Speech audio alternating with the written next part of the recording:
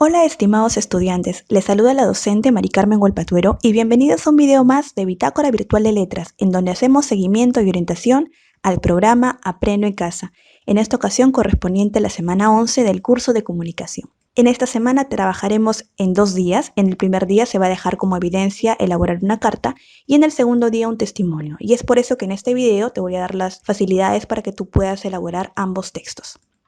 Respecto al día 1, habremos observado un video acerca del músico peruano Lucho Quequesana y nos habremos informado acerca de su ingreso a la música, el reto que se planteó en torno a la música peruana, las oportunidades que tuvo y finalmente nos da en este video un mensaje para lograr que la música del Perú sea conocida en todo el mundo.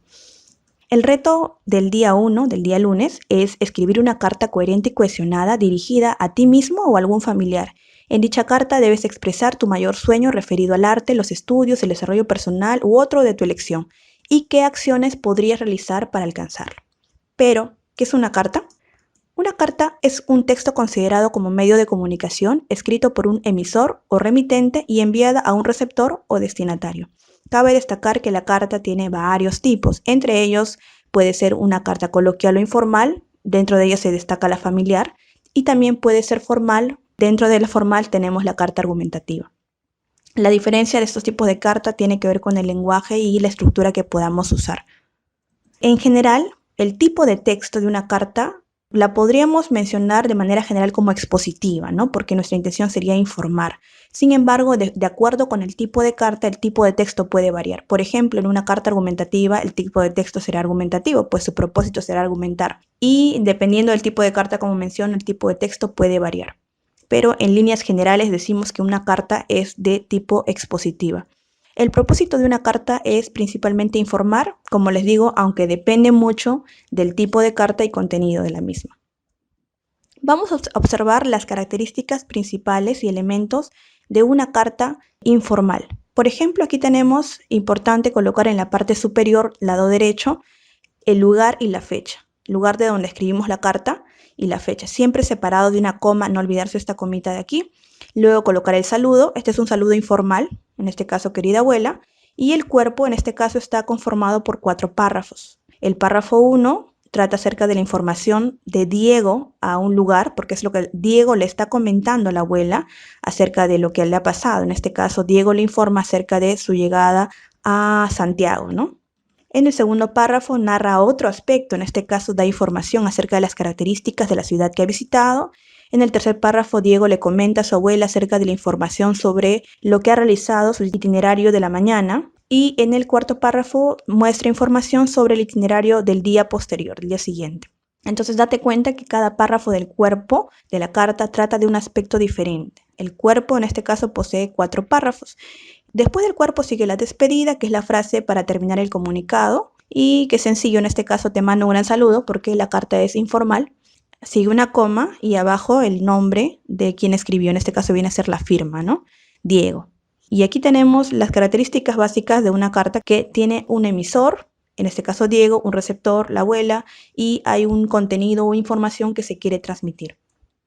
Les voy a mostrar un formato de carta que podemos usar, sencillo nada más para que tú puedas elaborar la carta que se te está pidiendo en el día 1. Sobre todo el cuerpo, ¿no? Porque en esta parte superior ya sabes que va el lugar, coma, fecha, ¿sí? Y aquí va el nombre de la persona a la cual va dirigido. Como tú viste anteriormente, el reto era acerca de escribir una carta a un familiar, entonces aquí podrás colocar querida mamá, o de repente quieres hacer la carta dirigida a ti, entonces pones tu nombre, ¿no? Entonces aquí va el destinatario. En estos párrafos sí hay que tomar bastante importancia porque es el cuerpo, es lo más importante de la carta.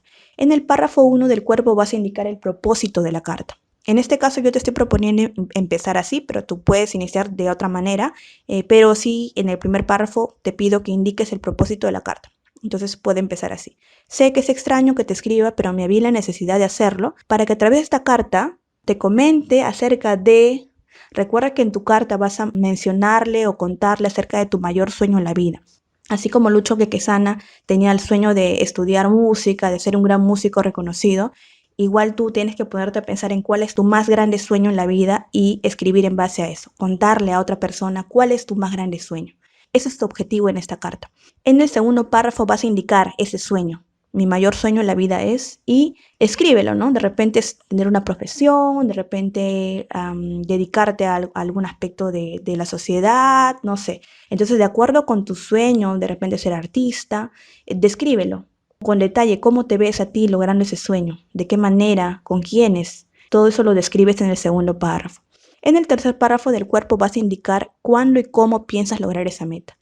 Puedes empezar así, ¿no? Pienso lograrlo en el año tal, pero para eso voy a hacer tal cosa. O sea, ¿qué cosas vas a hacer tú para lograr ese gran sueño que tienes? Una vez que terminas los 3 párrafos del cuerpo, suficiente con la despedida. Ya sabes cómo puede ser la despedida. Me despido de ti con mucho afecto, te mando un abrazo, puede ser, recuerda que es una carta informal.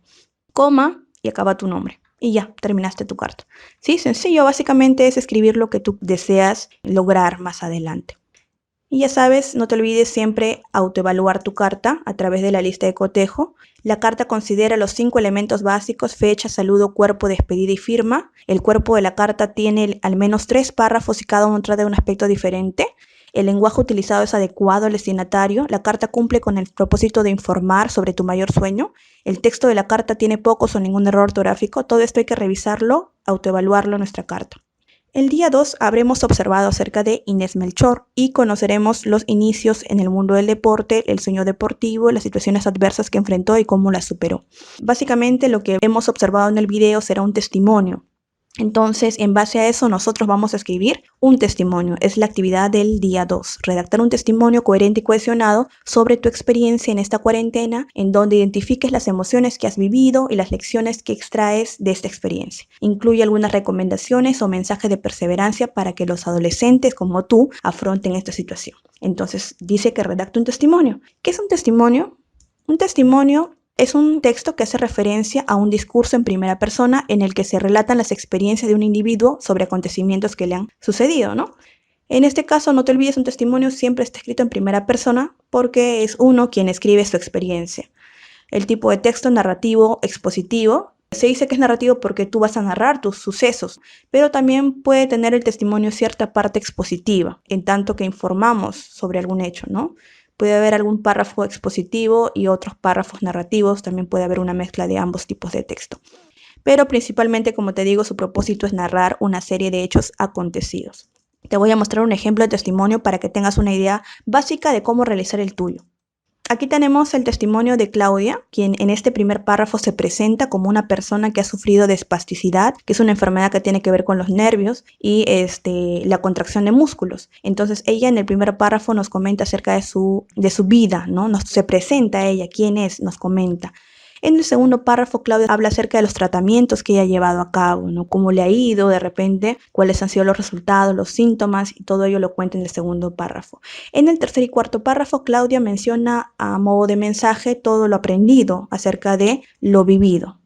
Bien, pero a partir de ese testimonio puedes tú escribir el tuyo. En este caso, el propósito de la evidencia del día 2 es que tú escribas tu testimonio sobre lo que tú has vivido durante la cuarentena. Entonces, es importante tomar en cuenta esa estructura que te va a servir como ejemplo para que tú hagas el tuyo.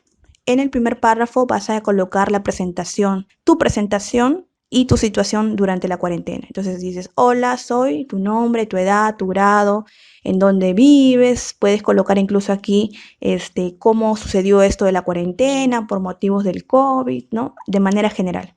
Y terminas con, y en este texto voy a dar testimonio de mis experiencias en este aislamiento social, que viene a ser el propósito de este testimonio. En el segundo párrafo, que es el más extenso y el más importante, ahí vas a narrar tus experiencias y emociones que has vivido y las lecciones que has aprendido. Yo te estoy solicitando aquí 3 experiencias o emociones y 3 lecciones. Es decir, va la experiencia con su lección. Experiencia con su lección. La experiencia con su lección. ¿Sí? De esa manera lo puedes organizar. También lo podrías hacer quizá contando las 3 experiencias y al final las 3 lecciones, no hay problema. Pero yo te lo propongo de esta manera. Recuerda que esto es solamente una estructura que sirve de ejemplo y de guía para que tú hagas el tuyo. La idea es que contenga esta información. Bien, luego en el último párrafo incluyes recomendaciones y mensajes de perseverancia para los adolescentes que pasan una situación similar. Entonces aquí puedes empezar con: pienso que todos los adolescentes que han vivido así como yo deberían. Entonces aquí empiezas a recomendar, ¿no? Y puedes dar algún mensaje final. Este mensaje es dirigido a los adolescentes, porque muchos adolescentes habrán vivido seguramente lo que tú has vivido aquí. Entonces tú tienes que darles algún mensaje sobre lo que has aprendido. ¿Sí? Y con eso terminaría tu testimonio. No te olvides siempre autoevaluar tu testimonio con las siguientes preguntas. ¿La información de mi testimonio está organizada en párrafos? ¿Hay coherencia entre las experiencias mencionadas, las lecciones y las recomendaciones? ¿He utilizado conectores en mi testimonio? ¿El mensaje final hace alusión a los adolescentes que afrontan una situación parecida? ¿Mi texto presenta pocos o ningún error ortográfico? Y con eso habremos cumplido ya con la parte de autoevaluación y revisión de nuestro testimonio. Esto corresponde al día 2. Bien, con eso habríamos terminado el video de esta semana. Espero que haya sido de utilidad y si fue así, no te olvides darle like al video, suscribirte y compartir con otros compañeros para así ayudarlos. Y bien, mi trabajo terminó aquí, pero empieza el tuyo.